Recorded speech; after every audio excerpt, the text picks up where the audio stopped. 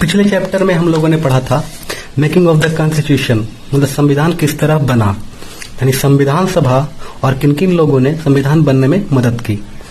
आज हम लोग अब देखिए, अब संविधान तो बन गया, अब हम लोग पढ़ेंगे संविधान के बारे में, यानी संविधान एक बुक है, उसके बारे में हम लोग पढ़ेंगे। तो किसी भी बुक, कोई भी थ्योरी की बुक, जैसे लक्ष्मीकांत की बुक हुई या कोई भी अच्छी थ्योरी की बुक, उसको जब आप पढ़ना स्टार्ट करते हैं तो पहले 2 पेज में ना, पहले या दूसरे पेज में प्रस्तावना लिखा रहता है, प्रीफेस। वो बुक के बारे में लिखा रहता है, किस तरह से बुक है, बुक का एक तरह से परिचय होता है, किस तरह का बुक है, क्या है। उसी तरह जब संविधान हम लोग पढ़ेंगे, जब संविधान एक बुक है, उसको जब हम आज से हम संविधान पढ़ना शुरू करेंगे, तो पहला पेज जब हम पलटेंगे, उसमें पहला पेज में लिखा रहेगा प्रियम्बल, यानी प्रस्तावना। प्रस्तावना में लिखा हुआ है हम भारत के लोग भारत को, इस तरह से करके कोई स्क्रीन पे दिख रहा होगा, उसी के बारे में आज हम लोग पढ़ेंगे। तो संविधान क्या है, प्रस्तावना क्या है? प्रस्तावना संविधान के परिचय अथवा भूमिका को कहते हैं। ठीक है, अब देखिए, अब पढ़ रहे हैं हम लोग प्रस्तावना या प्रियम्बल ऑफ द कॉन्स्टिट्यूशन। तो सर्वप्रथम अमेरिका के संविधान में प्रस्तावना को संवैधानिक दर्जा मिला, यानी सबसे पहले अमेरिका के संविधान ने प्रस्तावना को अपने में संवैधानिक दर्जा दिया। ये क्वेश्चन भी आता है, प्रस्तावना से पहले अमेरिका में। और इसकी देखा देखी बहुत देशों ने प्रस्तावना को अपने संविधान में सम्मिलित किया, उसमें एक भारत भी है। भारत के संविधान में प्रस्तावना कैसे आया? ये पंडित जवाहरलाल नेहरू ने इसे बनाया और पेश किया, मतलब कॉन्सेप्ट लिया गया प्रस्तावना का अमेरिका से और बनाया नेहरू ने और पेश किया किसको? संविधान सभा को, कॉन्स्टिट्यूशनल असेंबली को, और कॉन्स्टिट्यूशनल असेंबली ने इसे एक्सेप्ट किया और ये संविधान में मेंशन हो गया। मतलब पहला पेज संविधान का प्रियम्बल है। इसके बारे में कुछ लोगों ने टिप्पणियां की हैं। तो एन.ए. पालकीवाला ने प्रस्तावना को identity card of the constitution कहा। ये क्वेश्चन आता है कि किसने प्रियम्बल को या प्रस्तावना को identity card of the constitution कहा? तो इनके एन.ए. पालकीवाला। ठीक है, अब क्या है? कॉन्स्टिट्यूशनल असेंबली द्वारा अपनाए गए प्रस्ताव। ठीक है, संविधान सभा में अब, और ये देखिए, ये है भारत का प्रस्तावना, हम भारत के लोग भारत को, ये है, और फिर थोड़ा सा इधर है, ये यहां तक प्रस्तावना लिखा गया संविधान के पहले पेज में, ये सब लिखा हुआ है। अब देखिए कि पहली बार इसमें संशोधन भी किया गया।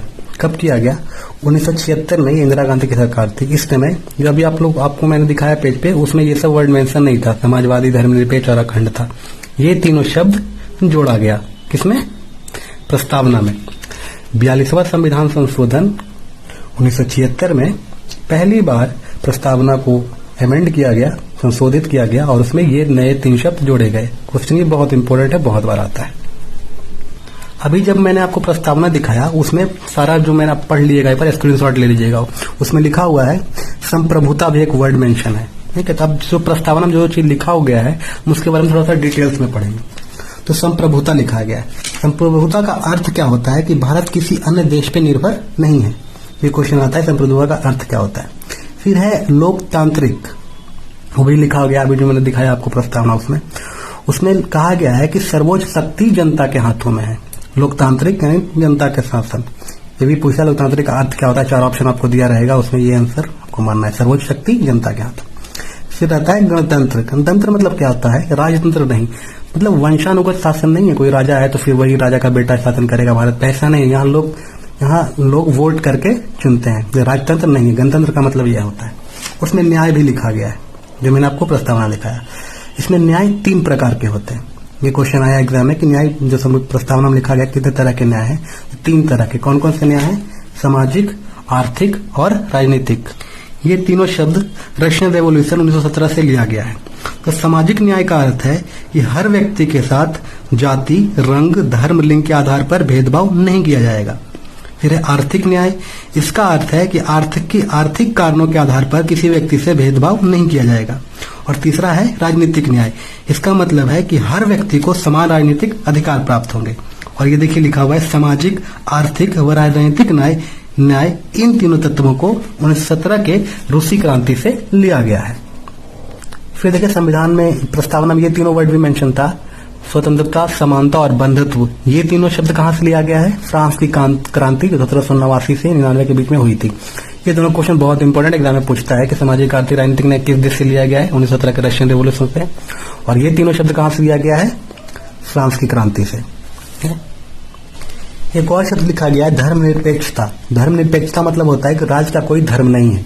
जब जो शासन कर रही है भारत पे, जो भी सरकार, तो कोई धर्म नहीं होगा, कोई धर्म को ये प्रमोट नहीं करेगी, सभी धर्म को समान अधिकार दिया जाता है। इसका मतलब होता है धर्मनिरपेक्षता का अर्थ यह होता है। अब देखिए प्रस्तावना में संशोधन। तो प्रस्तावना में संविधान की धारा 368 के तहत संशोधन किया जा सकता है या नहीं, ये सवाल पहली बार केशवानंद भारती केस 1973 में उठा। 368 आर्टिकल ये एक संविधान संशोधन की प्रक्रिया है।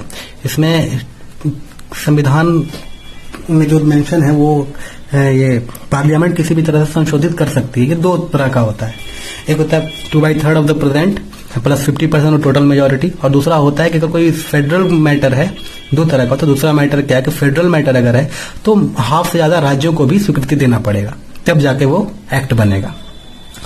तो इसमें बोला गया कि ये 360 जो आर्टिकल है, ये जो पावर है पार्लियामेंट के पास संविधान को संशोधित करने की, उसके अनुसार क्या प्रस्तावना में भी आप संशोधित कर सकते हैं। जो 1973 में केशवानंद भारती केस बनाम संघ में उठा, प्रस्तावना संशोधन हो सकता है या नहीं।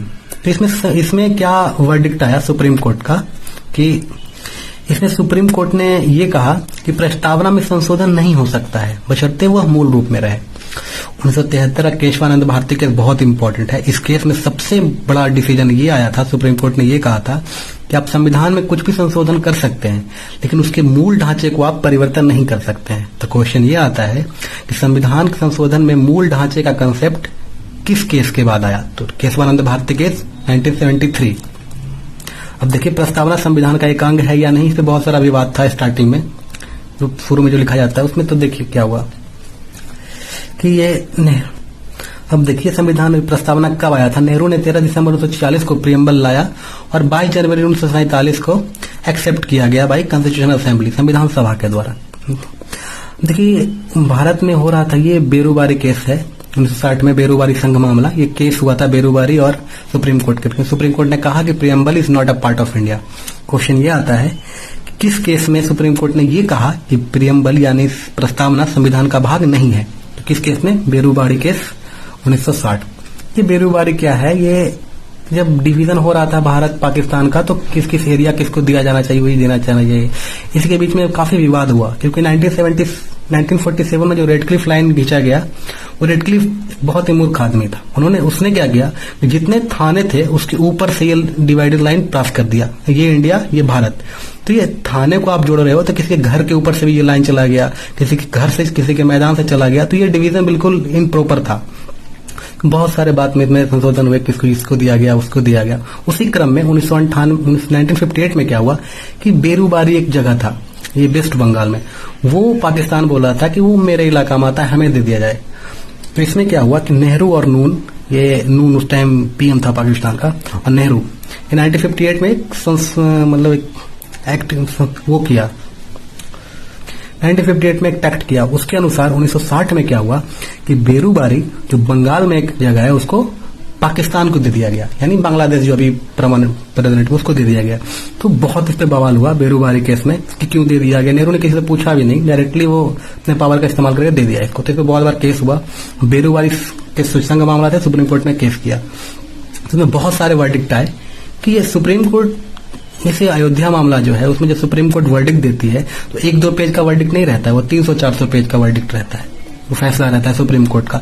उसी में सुप्रीम कोर्ट ने एक लाइन में ये कहा था बेरूबारी संघ मामले में, तो जो फैसला आया वो तो चला गया पाकिस्तान के संग में ही। अभी क्या है, सुप्रीम कोर्ट ने प्रियम्बल के थ्रू क्या कहा, प्रियम्बल के बारे में क्या कहा। सुप्रीम कोर्ट ने कहा कि preamble is not a part of constitution. ठीक है, अब क्या हुआ 1973 में जब केशवानंद भारती केस हुआ तो सुप्रीम कोर्ट ने वही जुडिशियल रिव्यू का इस्तेमाल करते हुए ये कहा कि सुप्रीम कोर्ट ने preamble is a part of it constitution. ये दो पॉइंट बहुत इंपॉर्टेंट है। किस मामले में सुप्रीम कोर्ट ने ये कहा कि preamble not a part of India, किस मामले में कहा कि है।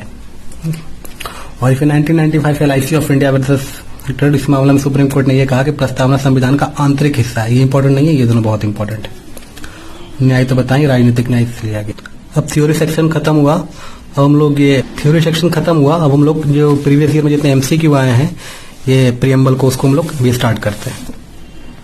पहला क्वेश्चन है कि धर्मनिरपेक्षता का अर्थ क्या है। इसका अर्थ मैंने बताया था आपको, राज्य सरकार द्वारा किसी भी धर्म को स्वीकार नहीं करना, मतलब सरकार किसी भी धर्म को स्वीकार नहीं कर सकती है, सारा धर्म भारत में एक समान। दूसरा क्वेश्चन है भारत एक धर्मनिरपेक्ष राज्य है, इसका मतलब है कि भारतीय राज्य, सेम क्वेश्चन है, किसी भी निश्चित धर्म का समर्थन नहीं करेगी। गणतंत्र होता है, गणतंत्र का मैंने आपको बताया था, राजतंत्र नहीं, जो राजा के द्वारा शासन नहीं होगा। यहाँ राज्य जहां पर अध्यक्ष वंशानुगत रूप से ना हो, यानी जो राजा उसका बेटा नहीं बन सकता, यहाँ इलेक्शन होता है भारत में। ऐसे बहुत सारे देश हैं जिसमें राजतंत्र अभी लागू है, भारत उसमें नहीं है। लेकिन वो कौन सा शब्द, 3 शब्द ऐड हुआ था, समाजवादी, धर्मनिरपेक्षता, ऑप्शन के अनुसार ये दोनों ऐड हुआ था। 1942 अमेंडमेंट, 1976 में 42वां अमेंडमेंट हुआ था, उसमें ये 3 चीज ऐड हुआ था, ये समाजवादी, धर्मनिरपेक्षता और अखंडता। तो ऑप्शन के अनुसार ये देखिए सी ऑप्शन है, ये सही होगा, समाजवादी और धर्मनिरपेक्षता। भारत संविधान की प्रस्तावना में भारत को किस रूप में घोषित किया गया है? इस प्रस्तावना को आपको याद रहना चाहिए। प्रस्तावना में आपको दिखाया था, जो स्क्रीनशॉट आप ले लो, उसमें एक प्रभु संपन्न, समाजवादी, धर्मनिरपेक्ष, प्रजातंत्र, गणराज्य, ये लिखा गया, ये लिखा हुआ है प्रस्तावना में, ये लाइन। तो ये वही पूछ रहा है कि भारत एक गणतंत्र है, इसका अर्थ क्या है? वही भारत में वंशानुगत शासन नहीं हो। निम्नलिखित में से कौन सा शब्द भारत के संविधान में की उद्देशिका में नहीं, यानी प्रस्तावना में नहीं है? पंथ निरपेक्ष, समाजवादी, लोक कल्याण, ये नहीं है, लोक कल्याण और डीपीएसपी में। कल्याणकारी राज्य का उद्देश्य है कमजोर वर्ग के कल्याण का प्रबंध करना। क्वेश्चन पूछा गया प्रेमबल, डीपीएसपी का कॉन्सेप्ट। भारत एक गणराज्य मुख्य रूप में माना जाता है क्योंकि राज्याध्यक्ष का चुनाव होता है। गणराज्य मतलब जनता के द्वारा इलेक्शन होता है, यहाँ कोई राज्य नहीं जिसके बेटा को डायरेक्ट आप नॉमिनेट बना दो पीएम।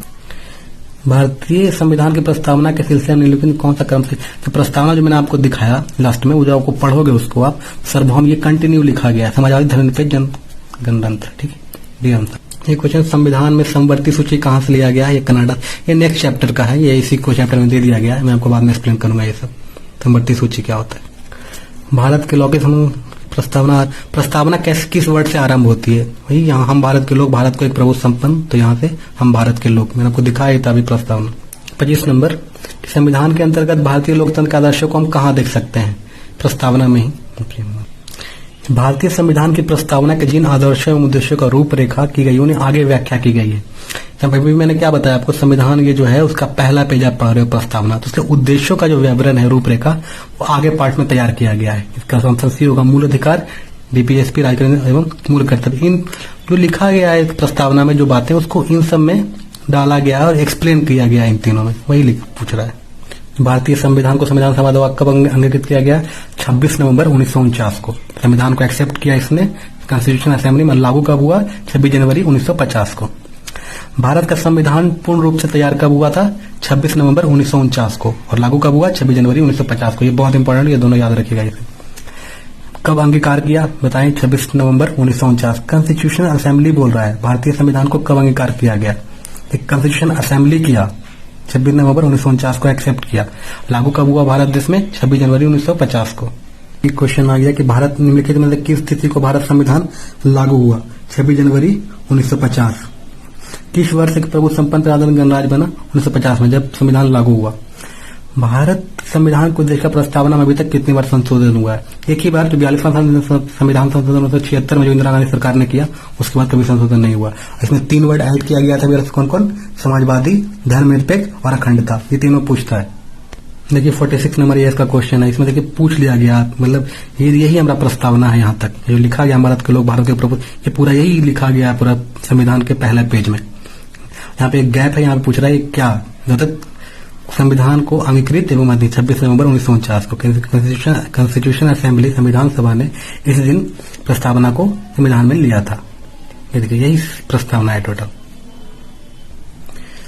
ये संविधान प्रस्तावना, सामाजिक, आर्थिक और राजनीतिक न्याय, ये पूजा का न्याय, समानता, ये तो है ही नहीं मेंशन प्रस्तावना में। यही पूछ रहा है कौन सा नहीं है। 26 नवंबर 1949 को अंगीकृत भारतीय संविधान प्रस्तावना सम्मिलित नहीं थे। कौन सा शब्द नहीं सम्मिलित था? ये 1, 2, 3 है, समाजवादी, पंथ निरपेक्ष, अखंडता। ये तीनों क्या था? ये तीनों 42वां संशोधन, ये 1976 में ऐड किया गया, पहले से गणराज्य था। मैंने बताया ये तीनों वर्ड नया ऐड हुआ था संविधान 1976 में प्रस्तावना में। देखिए अब देख लीजिए, इसकी प्रकृति न्याय योग्य नहीं है। प्रस्तावना एक सिंपल है, इसमें न्याय। 50 नंबर पूछ रहा है भारतीय संविधान की प्रस्तावना में या उद्देशिका में परिवर्तन किस संशोधन का अधिनियम द्वारा किया गया था? एक ही बार किया गया है, 42वां संविधान संशोधन 1976। प्रस्तावना का वह प्रावधान जो सभी वयस्कों को मताधिकार देने का अधिकार करता है कहलाता है प्रजातंत्र। 55 नंबर है, भारत के संविधान में प्रस्तावना, समाजवादी और धर्मनिरपेक्ष शब्द, ये दोनों शब्द को ऐड किया गया था। बताया 3 शब्द ऐड किया गया था, समाजवादी, धर्मनिरपेक्षता और अखंडता। संविधान लागू कब हुआ? 26 जनवरी 1950 को।